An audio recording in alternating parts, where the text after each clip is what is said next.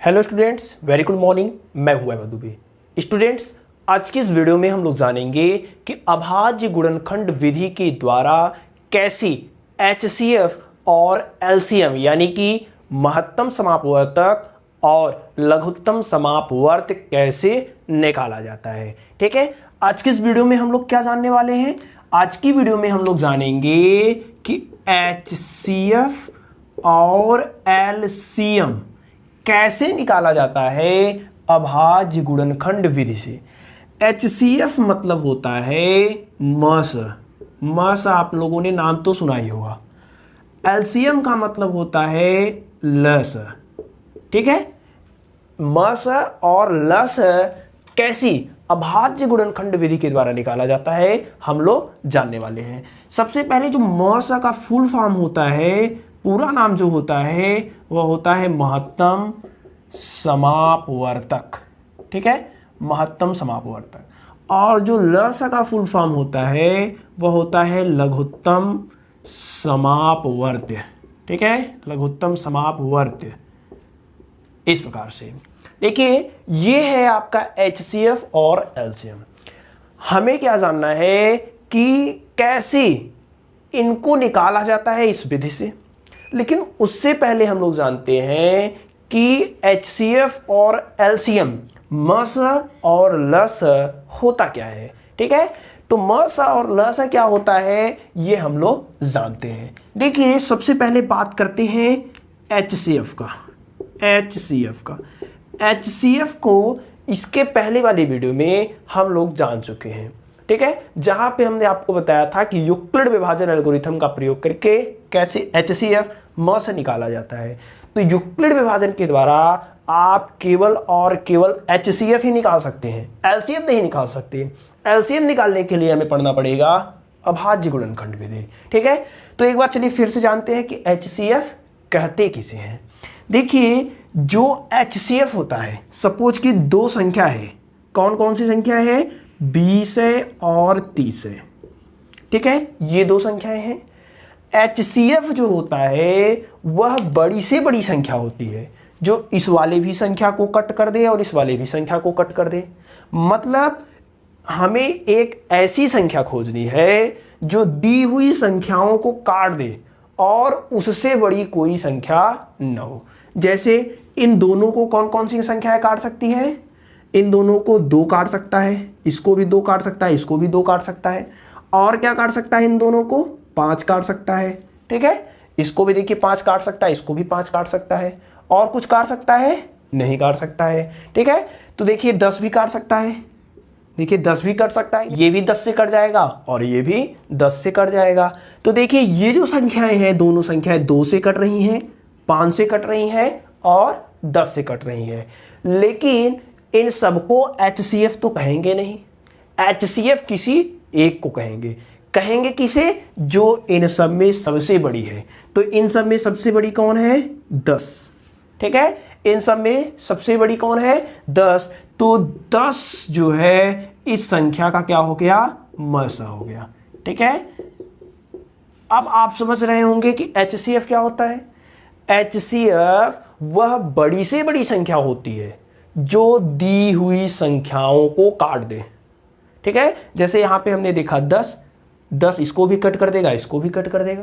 देखिए 10 के अलावा ये लोग भी कट कर सकते हैं इन दोनों को, लेकिन इनको मसा नहीं कहेंगे, HCF नहीं कहेंगे। क्यों? क्योंकि HCF के लिए हमें बड़ी से बड़ी संख्या ज्ञात करनी है।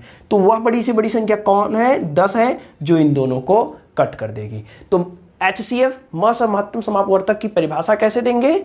महत्तम समापवर्तक वह बड़ी से बड़ी संख्या है जो दी हुई संख्याओं को पूर्णतः विभाजित कर देती है। ठीक है, ये है HCF की बात। अब चलिए जानते हैं LCM क्या होता है, यानी लघुत्तम समापवर्तक क्या होता है। ठीक है,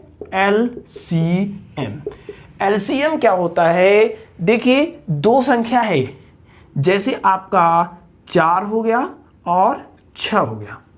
ठीक है, 4 और 6 ये दो संख्याएं हैं। जो LCM होता है वह छोटी से छोटी संख्या होती है जो इससे भी कट जाए और इससे भी कट जाए। ठीक है, समझ रहे हैं कि नहीं? LCM जैसे कि हमें एक ऐसी छोटी संख्या खोजनी है जो इससे भी कटे और इससे भी कटे। जैसे हम 12 ले लें, क्या ले रहे हैं, 12 ले रहे हैं, ठीक है। तो 12 देखिए 4 से भी कट जाएगा और 6 से भी कट जाएगा। इससे छोटी कोई संख्या है नहीं है, ठीक है। ऐसी बहुत सी संख्याएं हैं जो 4 से भी कटे 6 से कटे, लेकिन हमें लेना किसको है, छोटी से छोटी संख्या को लेना है। तो वह छोटी से छोटी संख्या कौन सी है, 12 है, जो 4 से भी कट रहा है 6 से भी कट रहा है। अतः इन दोनों का जो एलसीएम होगा वह कितना हो जाएगा, 12 हो जाएगा, ठीक है। एलसीएम यानी लघुत्तम समापवर्त्य की परिभाषा कैसे देंगे, हम लोग कहेंगे कि लघुत्तम समापवर्त्य वह छोटी से छोटी संख्या होती है जो दी हुई संख्याओं से कट जाती है, ठीक है। इन दोनों में देखिए बहुत थोड़ा सा अंतर है, लेकिन ये अंतर बहुत बड़ा है, ठीक है। इसमें क्या होता है, जो संख्या दी हुई होती है वही कटती है, ठीक है। इसमें एचसीएफ में जो संख्याएं दी हुई होती है वही कटती है, लेकिन एलसीएम में जो संख्याएं दी हुई होती है वो काटती है, ठीक है। इसमें एचसीएफ में आपको बड़ी से बड़ी संख्या मिलती है, ठीक है, और एलसीएम में आपको क्या मिलती है, छोटी से छोटी संख्या मिलती है। तो एचसीएफ यानी महत्तम समापवर्तक, एलसीएम यानी लघुत्तम समापवर्तक की परिभाषा कैसे देंगे, लिखेंगे क्या, लिख लीजिए आप भी। हम लोग लिखेंगे एचसीएफ में कि महत्तम समापवर्तक वह बड़ी से बड़ी संख्या होती है जो दी हुई संख्याओं को पूर्णतः विभाजित कर देती है। एलसीएम लघुत्तम समापवर्तक क्या होता है, लघुत्तम समापवर्तक वह छोटी से छोटी संख्या होती है जो दी हुई संख्याओं से पूर्णतः विभाजित हो जाती है, ठीक है। तो यहां तक हम समझते हैं कि आपको एचसीएफ और एलसीएम समझ में आ चुका होगा। अब हम लोग आगे देखते हैं अभाज्य गुणनखंड विधि के द्वारा कैसे इनको निकाला जाता है। जैसे हमने यहाँ पे निकाल लिया 10 कि इनका जो एचसीएफ होगा वो 10 आया, इनका जो एलसीएम है वो 12 आया। तो कैसे आया, इस विधि का उपयोग कैसे करेंगे, यही हम लोग जानेंगे। तो चलिए देखते हैं, इन्हीं दोनों संख्याओं को हम लोग लेते हैं। जैसे हमने लिया है 20 और 30, ठीक है। चलिए 20 और 30 एक बार लेते हैं और फिर लेंगे 4 और 6। देखिए जो दी हुई दो संख्याएं हैं वह कौन कौन सी संख्याएं हैं, 20 दिया है, 30 दिया है, ठीक है। देखिए अभाज्य गुणनखंड से एचसीएफ निकालने के लिए और एलसीएम निकालने के लिए हम लोग क्या करते हैं, सबसे पहले जो दी हुई संख्याएं होती है, जैसे यहां पे कौन कौन सी संख्या दिया है, 20 दिया है और क्या दिया है, 30 दिया है। इन संख्याओं का गुणनखंड करते हैं, ठीक है। तो गुणनखंड कैसे करेंगे, सबसे पहले इसका गुणनखंड करेंगे तो 2 से कट करेंगे तो कितना हो जाएगा, 10 हो जाएगा। इसको 2 से कट करेंगे फिर 5 आ जाएगा, फिर 2 से कट करें 5 से कट करेंगे तो 1 हो जाएगा, ठीक है। उसी प्रकार से 30 का भी, मतलब जो जो जरूरी नहीं कि 2 ही संख्याएं दे, 3 भी संख्याएं दे सकती है, तो तीनों का गुणनखंड करेंगे। तो यहाँ पे 2 दिया है तो 2 का गुणनखंड करते हैं, 2 से कट करेंगे तो कितना हो जाएगा, 15, फिर 3 से कट करेंगे 5, फिर 1, ठीक है। तो देखिए 20 को हम लोग क्या लिख सकते हैं, 20 को 2 गुणे 2 गुणे 5 लिख सकते हैं। 20 को क्या लिख सकते हैं, 2 गुणे 2 गुणे 5, और 2 गुणे 2 है, यानी 2 का गुणा कितनी बार है, 2 बार है। तो इसको इस प्रकार से 2 का स्क्वायर भी लिख सकते हैं, ठीक है। देखिए 2 का गुणा 2 में है, यानी 2 का गुणा 2 बार किया गया तो 2 का स्क्वायर गुणे 5 हो जाएगा। इसी प्रकार से 30 को हम लोग क्या लिख सकते हैं, 30 को लिख सकते हैं 2 गुणे 3 गुणे 5, ठीक है। 30 को हम लोग ने लिख दिया 2 गुणे 3 गुणे 5। देखिए एचसीएफ कैसे निकालेंगे, एचसीएफ निकालने के लिए हम लोग क्या करेंगे कि जो इन दोनों में कॉमन है, इन दोनों में जो कॉमन है उसको लिखेंगे। देखिए जैसे 2 यहां है, 2 यहां है तो 2 लिख लिया, 5 यहां है, 5 यहां है तो 5 भी लिख लिया। देखिए गुणा करा देंगे इन सबका, ठीक है। जो कॉमन है कॉमन वाले को लिखेंगे और लिख करके उनका क्या करा देंगे, गुणा करा देंगे। तो जो आएगा वह क्या आ जाएगा, एचसीएफ आ जाएगा। तो 2 का गुणा 5 भी करेंगे तो कितना आ गया, 10 आ गया। हमने इसके पहले देखा था कि जो एचसीएफ आया था वह 10 आया था, यानी 10 वह बड़ी से बड़ी संख्या है जो 20 को भी काट कर देगा और 30 को भी कट कर देगा, ठीक है। तो HCF निकालने के लिए हम लोग क्या करते हैं, जो कॉमन होता है, जो इस वाले में भी है इस वाले में भी है, उनको लिखते हैं, ठीक है। लेकिन एलसीएम के लिए क्या होता है, देखिए मस के लिए क्या होता है, एलसीएम मतलब मस, महत्तम समापवर्त, ठीक है। मस में हम लोग क्या करते हैं कि जो सबसे बार ज्यादा आया है उसमें लिखते हैं, ठीक है। मतलब जैसे 2 यहां है तो 2 इन दोनों में सबसे ज्यादा बार किस में आया है उसमें से लिखेंगे। जैसे देखिए 2 यहां है तो 2 यहां 2 बार आया है, 2 यहां 1 ही बार आया है। तो देखिए 2 जहां ज्यादा बार आएगा उसे लिखेंगे। कितनी बार 2 आया है, 2 बार आया है तो 2 बार लिख लेंगे। उसके बाद देखिए 3 इसमें नहीं है लेकिन 3 इसमें है। देखिए कोई संख्या छूटने ना पाए, ऐसा हम लोग लिखेंगे कि कोई भी संख्या छूटने ना पाए। जैसे 2 था, 2 लिखा। 2 कितनी बार आया है यहाँ पे, 2 बार। ज्यादा बार हम एलसीएम में क्या करेंगे, ज्यादा बार चूज करेंगे। जैसे यहाँ 2 बार था, यहाँ 1 ही बार था, तो लिखेंगे 2 बार, ज्यादा बार। अब 2 के बाद 3, ठीक है। तो 3 देखिए इसमें नहीं है लेकिन इसमें है, तो एलसीएम के लिए हम लोग लिखेंगे, तो 3 को भी लिख दिया। अब देखिए 5 एक बार यहाँ है, एक बार यहाँ है, दोनों में एक ही बार है, तो दोनों को हम लोग एक बार लिख देंगे, ठीक है। ऐसा नहीं कि इसका भी लिखेंगे इसका भी लिखेंगे, दोनों में, इसमें और इसमें जो ज्यादा बार आया होगा उसी को लिखेंगे, ठीक है। जैसे 2 यहाँ 2 बार आया था तो इसमें से 2 लिख लिया। इसमें 3 नहीं था लेकिन इसमें था तो इसमें 3 लिख दिया। 5 दोनों में एक बार आया था तो 5 एक बार लिख दिया, ठीक है। तो गुणा कर देंगे, 2 दूनी 4 12 पंजे 60, ठीक है। तो इनका जो एलसीएम आएगा वह कितना आ जाएगा, 60 आ जाएगा। एलसीएम कितना आ जाएगा, 60 आ जाएगा। कैसे, देखिए 60 जो है वह छोटी से छोटी संख्या है जो 20 से भी कटेगा और 30 से भी कटेगा, ठीक है। 20 का भाग 60 में देंगे 3 बार जाएगा कट जाएगा, 30 का भाग 60 में देंगे 2 बार जाएगा कट जाएगा।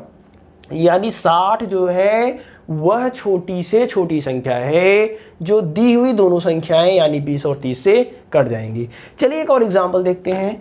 एग्जाम्पल एक और हम देखेंगे, जैसे इसके पहले हम लोगों ने देखा था 6 और 8, ठीक है। 6 और 8 है। 6 को क्या लिख सकते हैं, 6 को लिख सकते हैं 2 गुणे 3, 2 तिहाई 6। 8 को क्या लिख सकते हैं, 2 गुणे 2 गुणे 2, ठीक है। अब देखिए HCF यानी मस में हम लोग क्या देखते हैं, जो दोनों में कॉमन है उसको लिखेंगे। 1 2 इसमें है, 1 2 इसमें है, और कुछ कॉमन दिख रहा है 2 लिख लिया। देखिए 3 इसमें है लेकिन इसमें नहीं है, 2 इसमें है, इसको अब नहीं बचा है ना। मतलब जो कॉमन है उसको लिखते हैं। HCF में क्या करते हैं, जो कॉमन है उसको लिखते हैं। तो इन दोनों में कॉमन केवल 2 था, 2 लिख दिया। यानी जो HCF होगा, मस होगा, वह कितना होगा, 2 होगा। एलसीएम देखते हैं, एलसीएम कितना हो जाएगा। देखिए हम जानते हैं कि एलसीएम में कोई भी संख्या छूटती नहीं है, सब संख्या को लिखते हैं, लेकिन जिसमें जो ज्यादा बार आया है उसको लिखते हैं। जैसे इसमें 2 एक ही बार आया है लेकिन इस वाले में 2 1 2 3 बार आया है, तो किसको लिखेंगे, इसमें से लिखेंगे। क्यों इसमें से लिखेंगे, क्योंकि इसमें ज्यादा बार आया है। तो इसमें हम लोग लिख देंगे कितनी बार आया है, 3 बार आया है तो तीनों बार लिख देंगे। अब ऐसा नहीं 3 बार ये वाला लिखेंगे 1 बार ये वाला लिखेंगे, जिसमें ज्यादा बार आया है उसी में से लिखेंगे। अब देखिए 2 3, अभी 3 बचा है, तो 3 इसमें है लेकिन इसमें नहीं है, तो इसमें 1 बार आया है तो इसमें से लिख लेंगे, ठीक है। तो यहाँ पे गुणे क्या कर देंगे, 3 कर देंगे। यानी जो एलसीएम आएगा 2 दूनी 4 दूनी 8 3 24 आ जाएगा, ठीक है। तो एलसीएम 24, HCF कितना हो जाएगा, 2 हो जाएगा। ये तो समझने के लिए है। चलिए एक और जो एकदम बढ़िया तरीका है उसको हम लोग अभाज्य गुणनखंड विधि से कैसे सॉल्व किया जाता है उसको देखते हैं, ठीक है। जैसे हमें 72 और 120 का अगर HCF निकालना हो, चलिए देखते हैं। 72 और 120 का अगर HCF निकालना है हमें, कौन कौन सी संख्याएं हैं, 72 और 120 का HCF और LCM हमें निकालना है, ठीक है। कितना होगा हम लोग जानते हैं। तो सबसे पहले हमने आपको बताया जो संख्याएं दी हुई होती है उसका हम लोग क्या करते हैं, गुणनखंड करते हैं। तो 72 का गुणनखंड करेंगे तो कितना हो जाएगा, 2, यहाँ 36 बचेगा, फिर 2 से कट कर देंगे 18 बचेगा, फिर 2 से कट करेंगे 9 बचेगा, फिर 3 से कट करेंगे 3 बचेगा, फिर 3 से कट करेंगे 1 बचेगा, ठीक है। 72 का गुणनखंड हम करेंगे तो क्या लिख देंगे, 2 गुणे 2 गुणे 2 गुणे 3 गुणे 3, ठीक है, 2 गुणे 2 गुणे 2 गुणे 3 गुणे 3। इसको और क्या लिख सकते हैं, देखिए 2 का गुणा कितनी बार हुआ है, 3 बार हुआ है। 2 गुणे 2 गुणे 2, 2 का गुणा कितनी बार हुआ है, 3 बार हुआ है, तो इसको क्या लिख सकते हैं, 2 के घाते 3। 3 का गुणा कितनी बार हुआ है, 2 बार हुआ है, तो इसको क्या लिख सकते हैं, 3 के घाते 2। इस प्रकार से लिख सकते हैं, नहीं लिख सकते, इजीली लिख सकते हैं। अब हम लोग क्या करेंगे, 120 का भी गुणनखंड करेंगे। तो चलिए 120 का गुणनखंड इधर कर लेते हैं।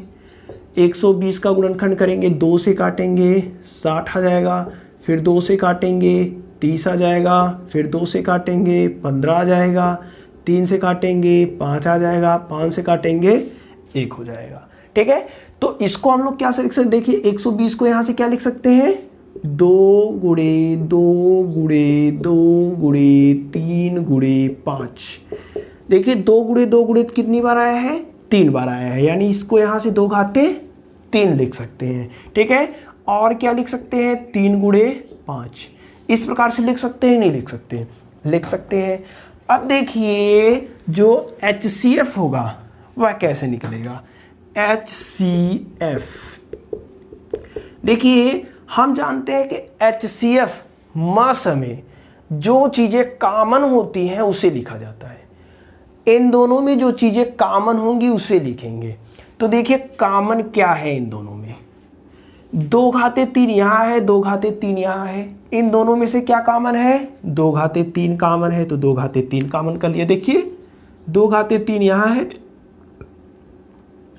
और 2 घाते 3 यहाँ भी है, दोनों में 2 घाते 3 कॉमन है, 2 घाते 3 हमने कॉमन कर लिया। अब देखिए और क्या कॉमन है, यहाँ 3 के घाते 2 है, लेकिन यहाँ 3 के घाते 1 ही है, यानी यहाँ 1 3 है, यहाँ कितने 3 है, 2 3 है, तो 1 3 तो कॉमन कर सकते हैं, ठीक है। यानी यहाँ से 3 घाते 1 कॉमन कर सकते हैं, यहाँ 3 घाते 2 है, यहाँ 3 घाते 1 है, तो कॉमन कौन होगा, कम वाला होगा। तो कितना है, 3 घाते 1 है, तो यानी कॉमन क्या होगा, 3 घाते 1 होगा। इसको क्या लिख सकते, 2 घाते 3 का मान 8 गुणे 3 यानी 8 त्रिक 24 हो जाएगा, ठीक है। अगर आपको ऐसे ना समझ में आए तो ऐसे भी लिखिए। देखिए 2 कॉमन कर लिया, यहाँ भी 2 कॉमन, यहाँ भी 3 कॉमन और कुछ कॉमन नहीं है, लिख दिया, ठीक है। जो चीज इन दोनों में कॉमन रहेगा उसी को लिखेंगे। यहाँ पे घात के रूप में हम लोग कॉमन करके चेक कर रहे हैं, तो यहाँ 2 घाते 3 कॉमन, 2 घाते 3 कॉमन, 2 घाते 3 कर लिया। यहाँ 3 के घाते 2 था, यहाँ 3 घाते 1 था, मतलब कॉमन दोनों में क्या है, 3 के घाते 1 है, तो 3 घाते 1 हो जाएगा। 2 घाते 3 का मान 8, तो दूनी 4 दूनी 8, 3 घाते 1 का मान 3, 8 का 3 में गुणा करेंगे 24। ये तो HCF की बात हो गई। अब जानेंगे LCM। LCM कैसे निकालेंगे, LCM हमने बताया था कोई भी छूट नहीं ले पाए, लेकिन दोनों में जो ज्यादा होगा उसे लेंगे, ठीक है। तो इन दोनों में देखिए 2 घाते 3 यहाँ है, 2 घाते 3 यहाँ है, मतलब बराबर ही है, तो चाहे इसमें से लिखे चाहे इसमें से लिखे। देखिए कोई छूट नहीं ले पाए, छूट नहीं, 2 न छूटे, 3 न छूटे, 5 न छूटे, लेकिन इसमें से इन दोनों में से एक में ही से लिखेंगे, और लिखेंगे किस में से, जिसमें ज्यादा बार आया है। तो 2 घाते 3 यहाँ, 2 घाते 3 यहाँ, तो दोनों में बराबर आया है, तो किसी में से भी लिख सकते हैं 2 घाते 3। अब देखिए 2 के बाद 3 का नंबर, 3 यहाँ 2 बार आया है, 3 यहाँ 1 ही बार आया है, तो लिखेंगे किस में से, इसमें से लिखेंगे। क्यों इसमें से लिखेंगे, क्योंकि जिसमें से ज्यादा बार आया होता है उसमें से लिखते हैं, तो यहाँ 3 के घाते 2 हो जाएगा, ठीक है। अब उसके बाद हम लोग क्या करेंगे, अब इसमें 5 नहीं, लेकिन 5 इसमें है, ठीक है, तो कोई भी छूटने ना पाए, तो 5 यहाँ से लिख लेते हैं, भले इसमें नहीं लेकिन इसमें तो है, इसमें से लिख लेते हैं। तो कितना हो जाएगा, 2 घाते 3 का मान 8, 3 घाते 2 का मान 3 त्रिक का 9 गुणे 5 हो जाएगा, ठीक है। गुणा कर देते हैं, 8 पंजे 40, 4 नवैया 36, 360 होगा, ठीक है। तो आपका जो LCM आएगा वह कितना आ जाएगा, 360 आएगा, ठीक है। तो इस प्रकार से हम लोग अभाज्य गुणनखंड विधि से HCF और LCM को निकालते हैं, ठीक है। आप चाहे तो इसे नोट कर लीजिएगा, ठीक है। अगली वीडियो में हम लोग इसका जो आपका डॉक्टर मनोहरी बुक का एक्सरसाइज 1B है उसको सॉल्व करेंगे। 1A हम लोग सॉल्व कर चुके हैं। अगर आपने उस वीडियो को नहीं देखा है तो लिंक डिस्क्रिप्शन बॉक्स में है, या फिर आप प्लेलिस्ट को भी ओपन करके उसे देख सकते हैं। अब हम लोग देखेंगे 1B। तो इसके लिए ये वाला काफी इंपॉर्टेंट है। अगर ये आपको समझ में आया होगा तो 1B आप आधे से ज्यादा क्वेश्चन अपने मन से कर सकते हैं। ठीक है, बहुत ईजी एक्सरसाइज है। तो चलिए हम लोग नेक्स्ट वीडियो में मिलेंगे, तब तक बेस्ट ऑफ लक।